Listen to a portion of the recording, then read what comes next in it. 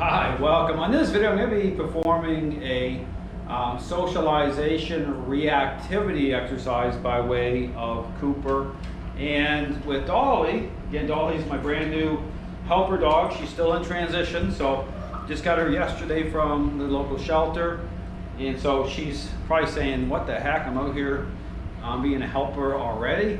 So she's in need, okay? So what I'll tell people is, if I'm going to give a dog treats, Dolly will get some treats after for helping me out, okay? But not for training purposes, okay? So, but I'll say Dolly is out here already. Now I did another video here, you'll see it kind of showing kind of how to prepare, how to set this up by way of just the awareness that a dog is in another dog's space, okay? A dog that's reactive. So it's about how to use remote collar that way to intercept. Didn't have to use it whatsoever, okay, for Cooper. Now here, again, here Dolly's a little bit, pushy, a little bit inside the crate. She's been doing really well, okay, because I'm taking her in again. It's the first time she's been out here in this area as well. But same thing here. If I'm wanting her to settle down here, a little bit of assertiveness, right, to intercept. Reaching in. She doesn't have a remote collar on, but I certainly can, I want to surround or envelop her by way of leadership, okay, by way of authority, okay, to help to take stress off her, to get her to start to relax. Because here's the same thing. So, in terms of, because the whole, again, messaging is, if I'm in control, she doesn't have to be. So for her just to know that, hey, I'm out here, she's all right, and start to just connect with me the right way.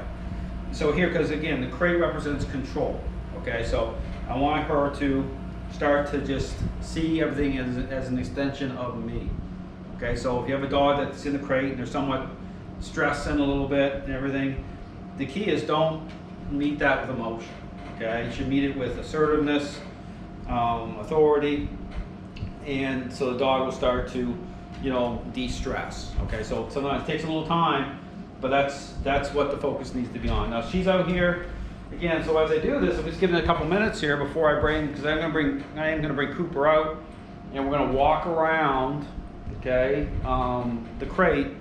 Dolly's in the crate, so Dolly's going to act as kind of a distraction, another dog, because Cooper's been reactive towards other dogs, and I'm going to be angling in such a way that Cooper's not going to be able to invest because they're going to be intercepting his state of mind. Okay, so you're going to see me just nudging, applying some influence through the collar to break, okay, that level of contact.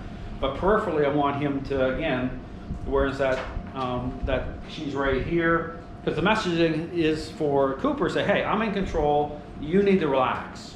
So this is about reshuffling the deck so that I'm above both dogs, okay, in terms of the social aspect of the relationship. And so here, you see, Dolly's just, hanging out here. Again, she's a little bit, hey, but again, this is just about, when dogs normalize, just like how you're engaging, that transition. So she's cute. So I'm going to be bringing out, again, I'm going to bring out Cooper, and I'll talk through this as I'm doing it. Because again, this is one of Cooper's issues, is reactivity towards other dogs. That's a big, issue that he's kind of slipping back into a problem.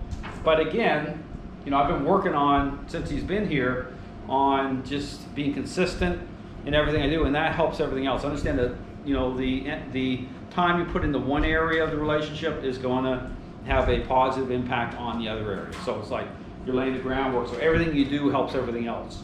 So typically when I'm working on an issue, before I even, because people say, well, Dale, my dog doesn't like other dogs.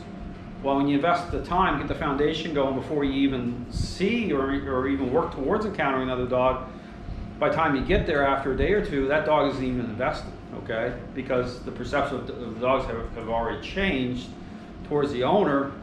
That represents that, you're the pivot point. So understand that everything helps everything else. That's the point, okay? So I'm going to be bringing Cooper out, and I'm just going to be circling around, and you'll get kind of a bird's eye view of how this works.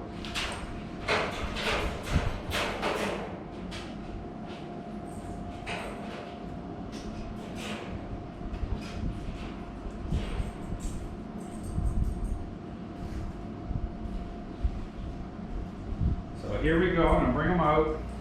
Now bring him out, again, I get him on the choke chain. This is the first time he's encountered Dolly. Okay, so right here, you see I have an angle going here. I'm using the choke chain, but just enough, again, of a baseline. I'm just keeping it up high in his neck here. And notice it's just smooth and fluid. See a little bit of a nudge there. Same thing, I move, he's got to move. But notice how I'm turned away slightly because now he's going to try to turn towards Dolly, right, to invest. Right, so here I want him turned away from Dolly because I don't want him investing. I don't want him fixating. I don't want him looking because this is the stinking thinking part. Now this is going to probably incite Dolly a little bit, right? Saying, what the heck's going on here? This is something totally different for her as well. So she's already in the role of the helper here. So here, all I want from Cooper is for Cooper to start to relax. Okay, that's all. So I'm just like, this is like a working through. He's got to work through this. So, you know, I'm taking my time here, and here, a lot of times people will watch what I'm doing, and they go crazy, right? Because they look at the choke chain and think of, here, there's just enough tension.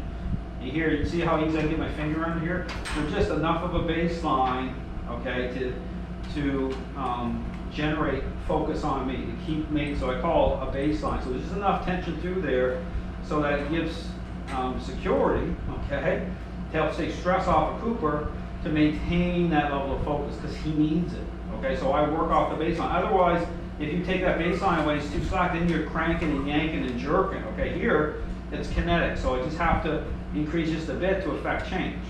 But when he gives, I give a little bit too. So it's very subtle here in terms of the taking and the giving part in terms of, but working towards more slack all the time.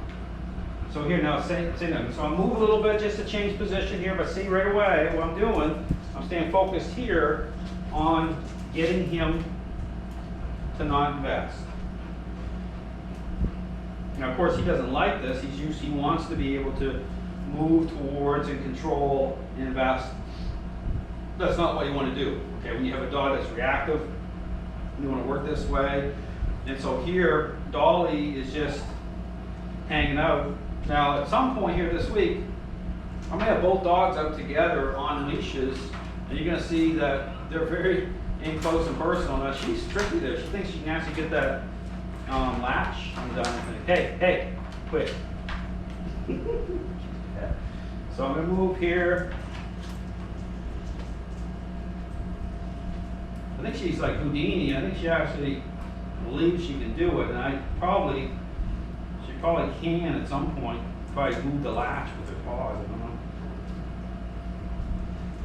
So same thing here. So I'm just taking my time. Notice I've just got the baseline. Hey, stop. So I'm speaking to Dolly at the same time. That little shakiness, we see that with Dolly too. That's part of the transition.